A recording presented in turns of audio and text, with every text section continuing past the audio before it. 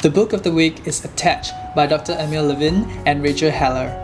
You'll learn about the 3 attachment styles and their characteristics and how it can help you find and keep love. Have you ever found yourself worrying or being obsessed about when your partner is going to message or call you? Or the thought of your partner will find you not attractive or not good enough keeps popping in your head? Or have you ever found yourself in a relationship and yet after some time into it you lose interest and felt trapped? Then you go into another one and the cycle repeats. These can be explained by the attachment theory by Dr. Amir Levine in this book.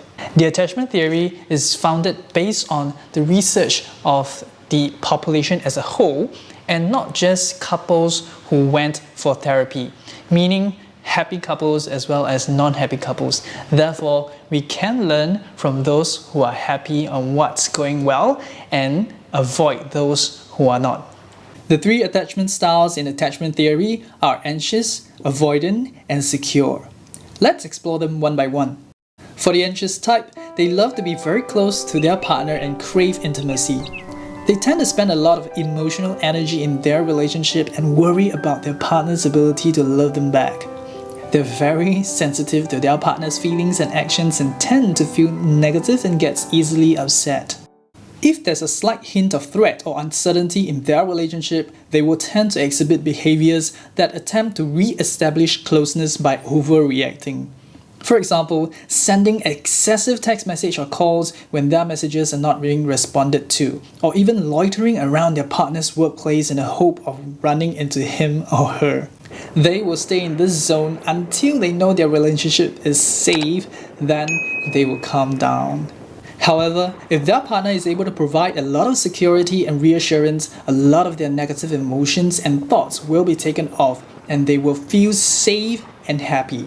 The anxious type could prove to be very good lovers if treated properly, as they are very sensitive to your feelings and needs and will respond in kind. For the avoidant style, maintaining independence and self-sufficiency is very important to them. They prefer autonomy to intimate relationship.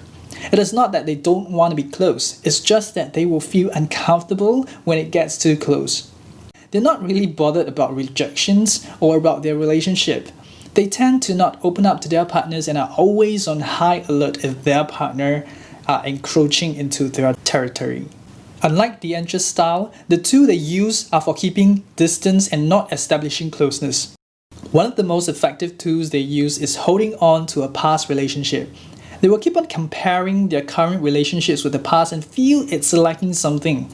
Or they will have this perfect one they fantasize. So it gives them an excuse not to commit or keep their distance when the relationship gets closer. They also have this tendency to focus on what their partner is missing or lacking and diminish the value or ignore their partner's love and care, even if their partner's contribution is a lot. For the secure type, giving love and warmth comes naturally for them. They enjoy intimacy without being overly worried, and they take things in stride without getting easily upset. They are effective communicators of their needs and feelings and is not afraid of showing them.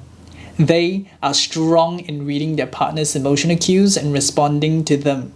And they're able to share their successes and problems with their partner and be there for them in times of need. All of us falls into either of these styles and it is not gender specific. So, how do we end up with our attachment styles? It was first believed that it came from our early connection with our parents. But as more studies were done, it showed that our genes, romantic experiences as adults and other factors contributed to this too.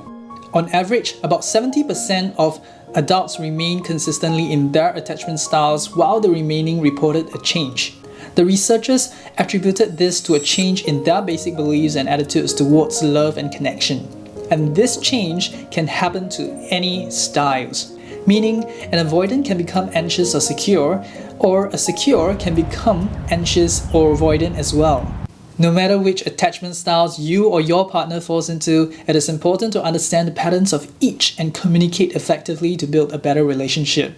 That's why Dr. Amir and Rachel Heller has provided us with 5 principles from this book to help you communicate effectively. First, be emotionally brave to express genuinely and honestly about your feelings. Second, focus on getting your needs across and not on your partner's shortcomings. And when you're expressing your needs, you have to also take your partner's well-being into consideration too. Third, be specific. Don't say, "You never have time for me." Instead, say something you would like your partner to do. For example, "I feel most loved when we spend time sharing our day over dinner. Could you do that for me, please?" Fourth, do not blame or criticize your partner. If you're overwhelmed with negative emotions, allow yourself time to calm down first before communicating. Otherwise, you may sound critical and judgmental. And finally, your relationship needs are valid. They are essential to your happiness. So do not be guilty about sharing them with your partner and expressing them authentically. I would like to close this summary with a quote from the book. "Relationships should not be left to chance. It is one of the most rewarding of human experiences, above and beyond other gifts that life has to offer." If you like this summary, hit the subscribe button and turn on your notification bell to be notified of my weekly learnings. And to get a free copy of the one-page PDF summary, click the link in the description below. Thank you for watching, wish you well, and see you in the next video.